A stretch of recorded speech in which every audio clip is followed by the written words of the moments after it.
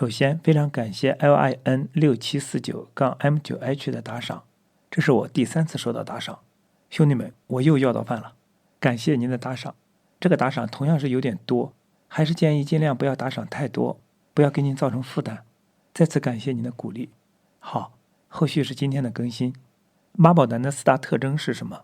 和中国女人相处的核心逻辑是什么？为什么说中国男人是中国女人的绝配？今天我们继续读《巨婴国》这本书。今天的读书章节中有以上问题的答案。今天我们读到的是如何识别妈宝男、当婴儿照顾、当女神崇拜和中国男人是中国女人的绝配这3个专题。想听更多的内容，可以订阅我的 YouTube 频道。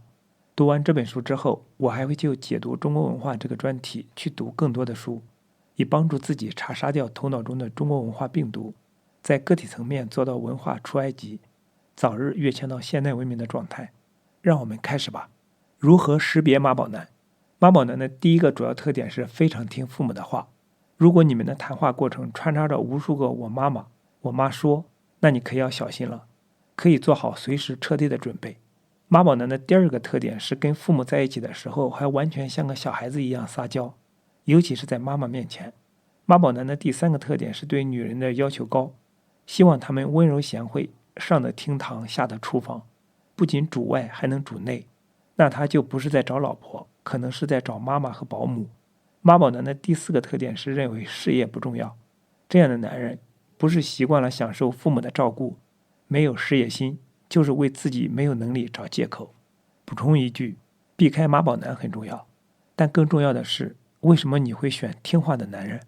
除非弄清楚这一点，深入了解自己的这个心理，否则妈宝男就是你的真命天子。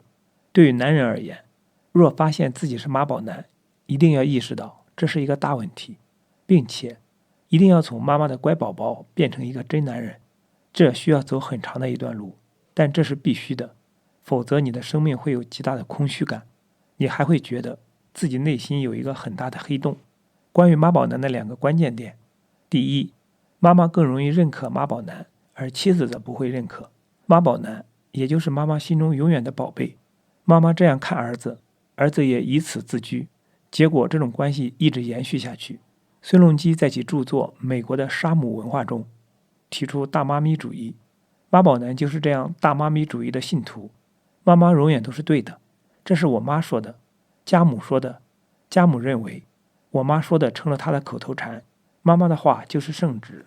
所以这样的关系其实是失衡的，妈妈如女皇一样，而她做小宝贝的同时必须得听话，这是妈宝男的常见类型。一旦婆婆和媳妇儿开始争夺妈宝男，就有一个特别的关键的点，妈宝男在母亲面前容易被认可，而在妻子面前不容易被认可。有一次我跟前女友探讨妈宝男，她想到我们家养的宠物，我们最多的时候养过7只加菲猫和3只鹦鹉。养鹦鹉的时候会有这种感觉，猫和鹦鹉干出任何一件新鲜事，我们都觉得很惊喜。哇，这太可爱了！哇，好棒啊，真了不起！比如说，鹦鹉第一次学会了打开它的笼子，我们既觉得担心，同时又非常赞叹。哇，这怎么可能？它怎么这么厉害？由这个话题，我们想到，妈妈就是这么看孩子的。孩子做任何一件事都是了不起的。孩子会说话了，孩子会走路了，会吃饭了，会打滚了，会这样了，会那样了，都会令父母充满新奇感。但妻子对丈夫的态度完全不同。妻子需要的是成熟负责的男人，他得有力量，能保护支持他和他的孩子，至少是对等的。如果丈夫是妈宝男，妻子自然会容易生出各种不满。因为这个对比，如果婆婆和小两口住在一起，那么问题就出现了。在妈妈眼里，妈宝男很了不起，但在妻子眼里，妈宝男令人失望。妈宝男的第2个关键点，妈宝男必然有厌女症。世界是相反的，如果你看到了 A， 就必然意味着你看到了负 A， 这是我最喜欢说的话之一。放到妈宝男身上，就意味着妈宝男对妈妈有多崇拜，就有多厌恨。严重的妈宝男内心必然有严重的厌女症，并且这份厌恨就是从对妈妈的厌恨而来，只是他很难认识到这一点。我在广州日报工作时，一位来访者一进来就对我说，吴老师，我可能会成为你们报纸的头条，因为我想杀我老婆。我问他，你还有其他什么时候想过杀你老婆吗？他说有，于是把这些时间段都列了出来，总结其中的关键点。结果我发现，都是他妈妈从老家过来，和他住了半年以后，他就对老婆起了杀心。看到这一真相后，我问他：你到底想杀谁？他说：我想杀的是妈妈。在这之前，他从没有对任何人表达过对妈妈的怨恨，相反，他一直在讴歌妈妈，甚至还想请人为妈妈写一部传记，来描绘她的伟大。严重的时候，妈宝男甚至都意识不到对妈妈的怨恨，他把妈妈视为应该被崇拜的好女人，而把坏女人投射到妻子身上，并怨恨和远离妻子。所以，做妈宝男的妻子是一件痛苦的事情。要治疗妈宝男，我一定会做一个假设：妈宝男病症越严重，妈妈对他的控制越深，他对妈妈的恨意就越重。到目前为止没有例外。重到什么程度呢？严重到都想把妈妈杀掉。其实，孩子从对妈妈的共生走向独立，必然要完成心理上的杀戮。不管妈妈多伟大，妈妈多痛苦，妈妈多需要他，他都要离开妈妈，走向更广阔的世界。如果妈妈想死，那就死好了，得有这股劲儿。当然，生生地就这样脱离，其实很难发生，除非是妈妈实在是太糟糕了。于是孩子很早就把妈妈视为坏妈妈，可以理直气壮地逃离。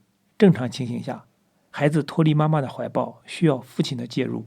第一，父亲像是一个敌人，把他从妈妈怀抱里赶走，并且告诉他，这是我老婆，这会刺激儿子。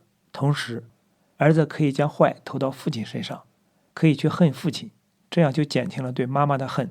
第二，父亲需要支持妻子，与妻子建立起好的关系，这样妻子就算失去儿子这个亲密的人，还有另一个亲密的人和他在一起，于是这份分离就不至于那么困难。但不管怎样，妈宝男都需要认识到，他对妈妈有多崇拜就有多怨恨。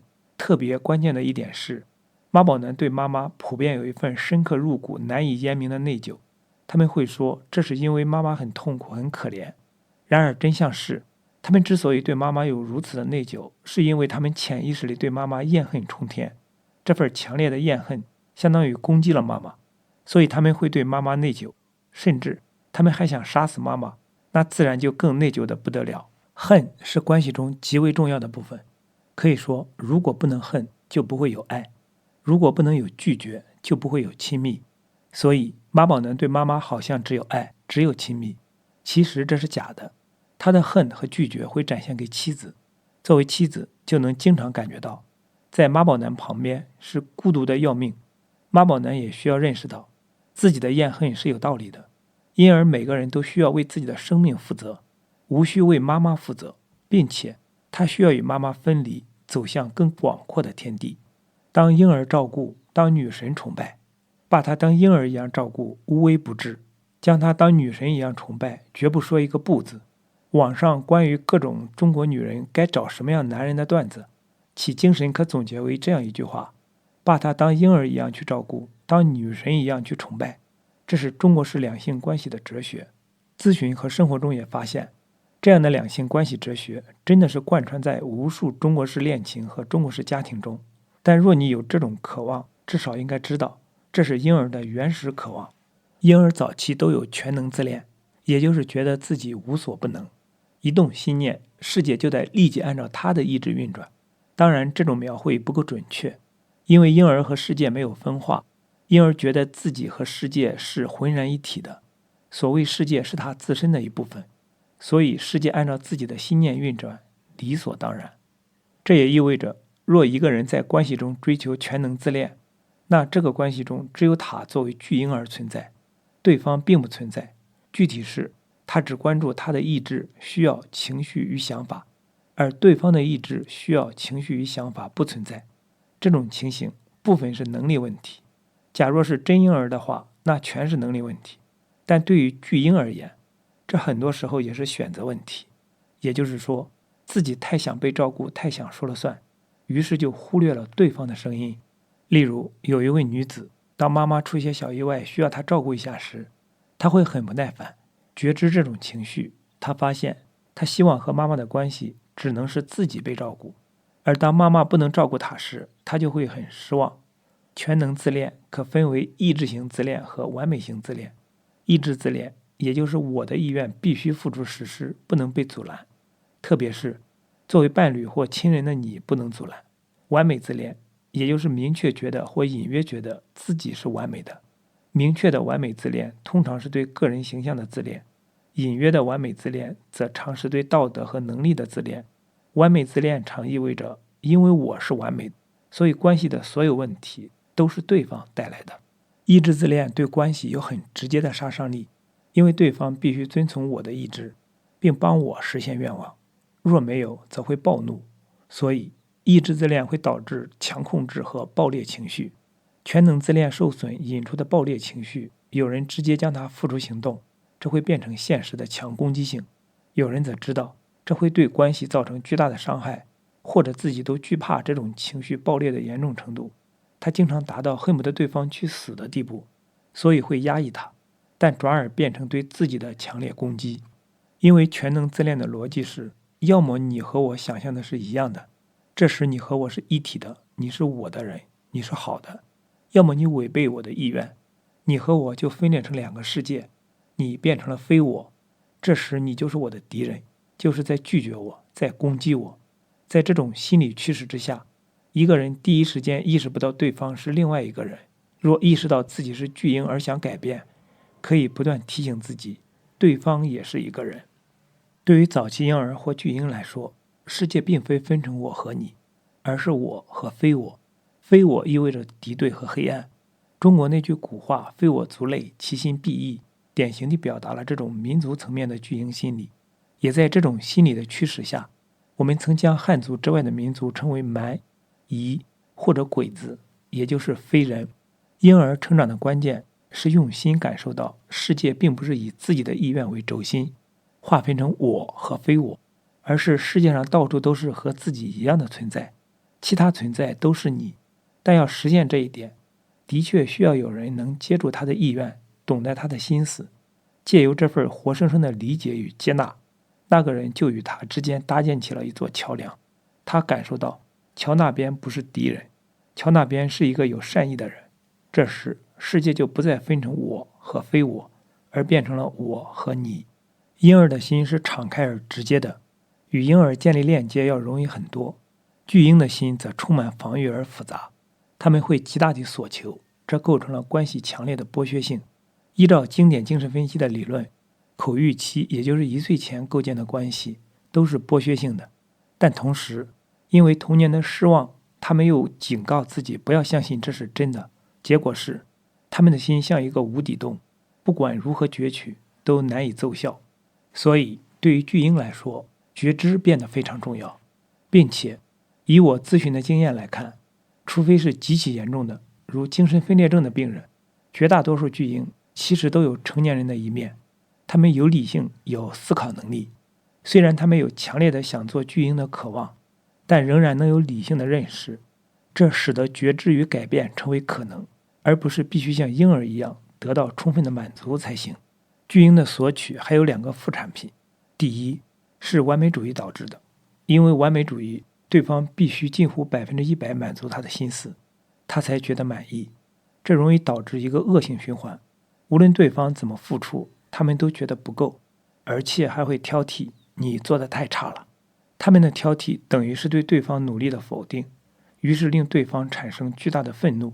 但巨婴还是渴望索取，对方在压力和惯性下继续付出，但越来越不情愿。任何不情愿都会让巨婴恼怒，并因而会将对方的付出视为零价值。第二，巨婴的索取还有另一个副产品，他们总强拧对方的意志。对方愤怒，他们其实知道，所以每一次强求满足后，他们又很不安。这份不安，少数是内疚，多数是恐惧，也就是他们将对方的愤怒视为要伤害自己，并且因为巨婴没有界限感，或者说没有完整的心理皮肤，对方特别是重要亲人的愤怒容易变成巨婴的自我伤害。举一个例子，一个女孩想让恋人为她做件事，恋人一开始不愿意，她百般哀求，终于改变了对方的意志。对方答应的那一刻，她突然不安，随即跌倒。这个跌倒在地意味着她其实知道对方的不高兴，这份不高兴被她感知为敌意，而跌倒就像被对方打倒了似的。所以，渴求巨婴式的照顾与爱恋，不仅会伤害关系，也会给自己带来伤害。若发现自己是巨婴，别谴责自己，慢慢地认识自己，慢慢地成长，并且，巨婴和婴儿一样有可爱之处，因为其在所求的时候，心灵在一定程度上是打开的。打开就意味着链接的可能性。巨婴的另一半则常常是严重压抑了渴求的人，他们的心封闭得更紧，严重时任何链接都不可能。若发现自己是巨婴，更不要自我攻击。若另一半是巨婴，那么你至少要思考这样一个问题：你为什么要选择巨婴作为你的伴侣？很可能是你心中也住着一个巨婴。如果伴侣或重要亲人是巨婴，这的确意味着很大的挑战。该怎么做？适当满足。当你想满足的时候，尽可能给予高质量的回应，深深的理解和接纳，并带着热情。同时要守住自己的界限，不要沦为对方的奴仆。巨婴真的会渴望伴侣做自己忠实的奴仆。我听到很多人这样说过，比如一个经典的说法是：我有一个24孝男朋友或者老公，并且无论如何都要学习真实，以自己的感觉为中心发展自我，别太在这个关系中委屈自己，否则最后会发现这是最不值得的。中国男人是中国女人的绝配，我以他为命，为他而活，我要求他也像我对待他一样对待我。索菲亚·安德耶维娜（列夫·托尔斯泰的夫人）。10多年前，我在广州日报工作，一天中午想去买衣服，于是和一个也想买衣服的男同事去附近的上下九路逛街。逛街时，他买衣服的品味震惊到了我。他看中的每一件衣服，我都觉得相当难看，而我自认为好看一点的，他试都不愿意试，好像这些衣服是有刺似的。最终，我有了一个感慨：难怪市场上有那么多形形色色难看的衣服，真的是很有市场。相比之下，我好很多。那时我身高1.77米，体重135斤，比较喜欢一个服装品牌，很修身，麻料质地，也很舒服。我买过很多件儿。有个女同事说，你穿衣服蛮有品味的。后来我长到150斤左右，这个牌子就穿不了了，而且它逐渐变得夸张起来，还越来越娘。就算我没有增重，也不会选择它了。这样描绘显得我好像还是属于有品味的男人。但是在我特别会打扮的漂亮前女友看来，我和那位男同事一样，也是专门买难看衣服的男人。例如，我买过不少骆驼牌的衣服，而他认为我这种身形穿上去一点都不好看。他建议我走英伦风，给我买过不少这类衣服。我穿上去和那位男同事一样，觉得浑身不自在，所以很抗拒。他还发现我买的衣服除了黑白色的，其他都是土色的。他强烈建议我买饱和色的，但直到和他分手后，我才开始主动买饱和色的衣服，的确感觉好多了。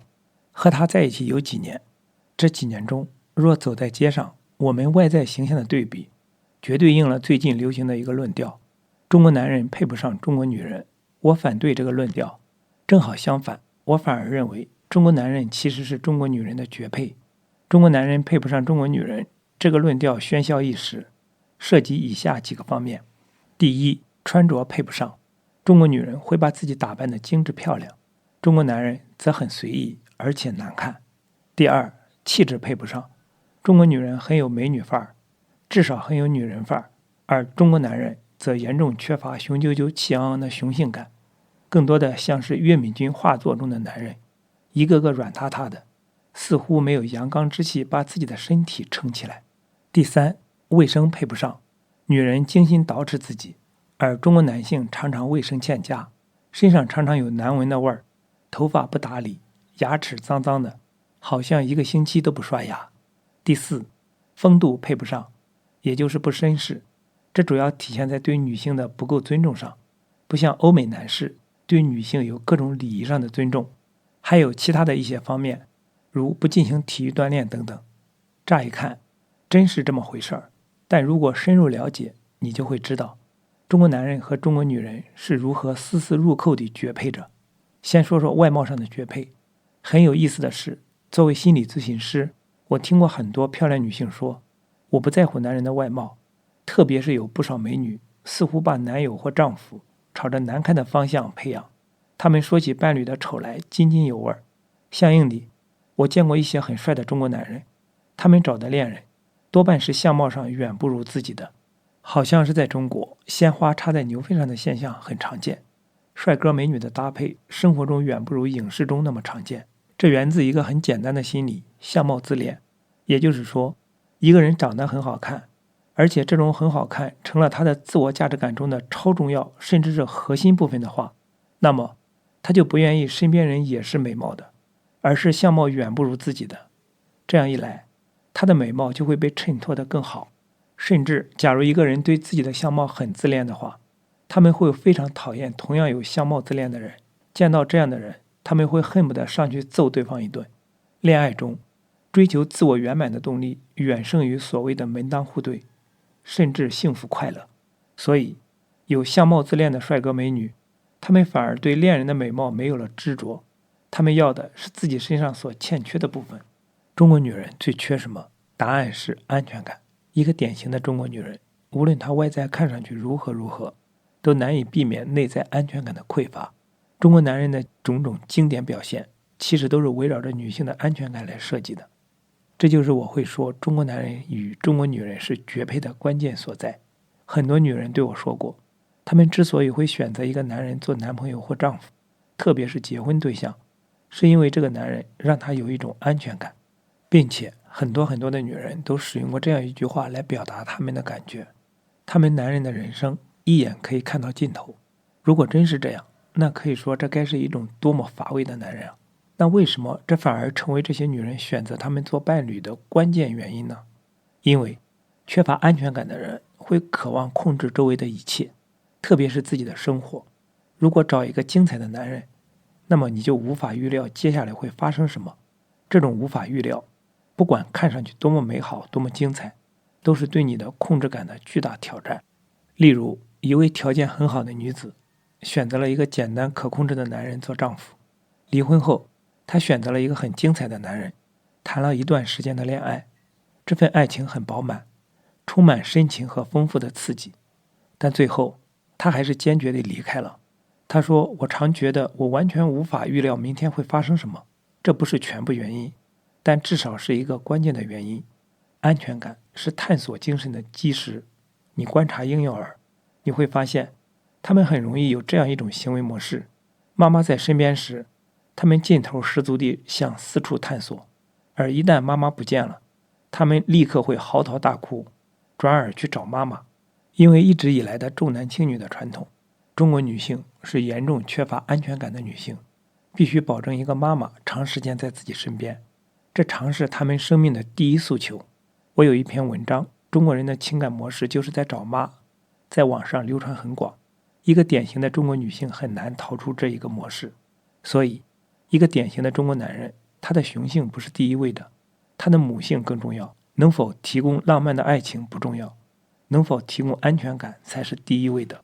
所以我们会用这样的词汇来形容一个中国男人的优点：稳重、老实、可靠。我就是这样一个男人，脸上都像写着稳重可靠这几个字似的。每次恋爱，我见到女友的亲朋好友时，他们都会对我交口称赞，都觉得这个女孩子找到了一个可托付终身的人。不过必须得说，这是我很不喜欢自己的地方。我希望自己能活出精彩，最终脸上的这种味道能消散。